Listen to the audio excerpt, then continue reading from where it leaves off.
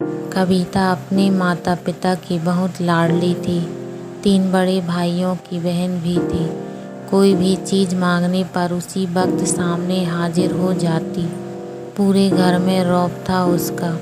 पूरे परिवार और नौकरों पर राजकुमारी की तरह हुक्म चलाती थी कविता। स्कूल में भी पूरा रौब था उसका। बड़े घर की लाडली जो थी वह। ऐसे ही उसने कॉलेज में दाखिला लिया।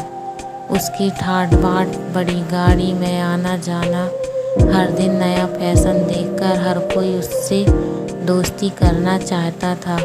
थोड़े ही दिनों में उसके बहुत से दोस्त बन गए। पूरे कॉलेज में उसकी अपनी ही एक पहचान थी। इन दिनों उसके घर एक रिश्ता आया। खानदानी लोग थे और पापा की पुरानी जान पहचान भी थी।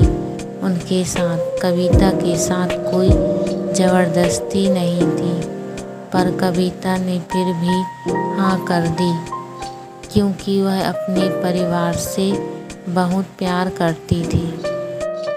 वह जानती थी कि वह लोग उसका अच्छा ही सोचेंगे।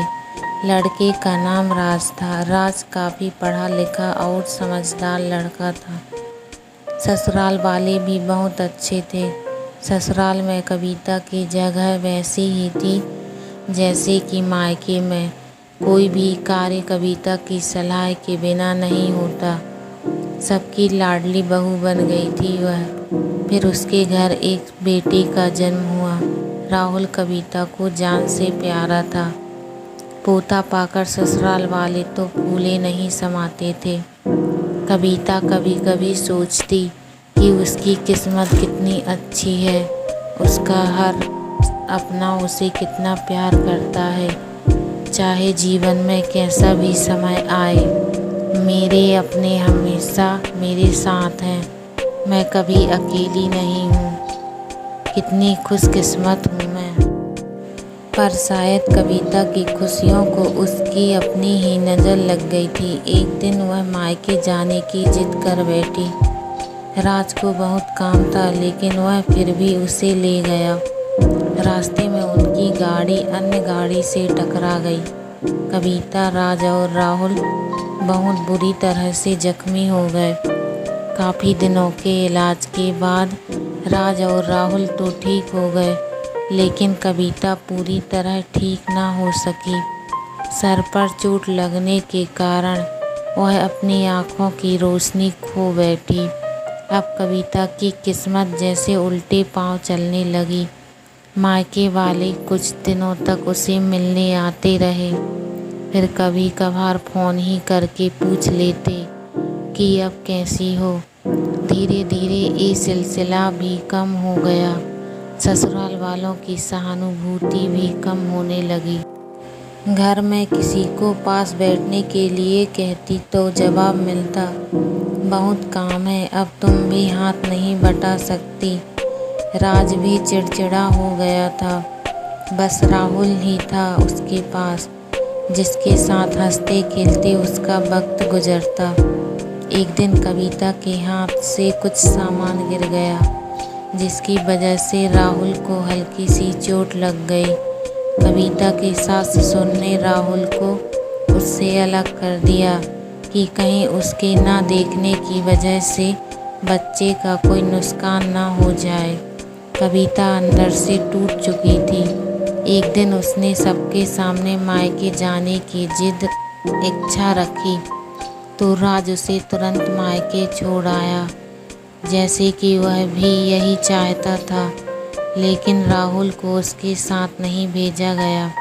कविता कभी राहुल से दूर नहीं रही थी, पर अपनी कमी के कारण उसने ज़्यादा बहस नहीं की। कविता को लगा कि वह 3-4 दिन वहाँ रहेगी तो थोड़ा हवा पानी बदल जाएगा, क्योंकि वह कितने दिनों से कहीं भी बाहर नहीं गई थी। घर वाले भी इतने दिनों बाद उसे देखकर कितने खुश होंगे। कविता के घर पहुँचने पर सब लोग बहुत खुश हुए। खाने में सब कुछ कविता की पसंद का ही बना था। उसने अपने मम्मी पापा और भाई भाभीयों से दिल खोलकर बातें की। उनके छोटे छोटे बच्चे भी बुआ के साथ घुल मिल गए। रात को सोने के वक्त जब वह कपड़े बदलने गई तो उसे पता चला कि उसका बैग तो बहुत भरा हुआ था। वह सब समझ गई। वह बहुत उदास हो गई। कुछ दिनों तक तो सब ठीक रहा, फिर जैसे सब बदलने लगा, सबका व्यवहार बदल रहा था।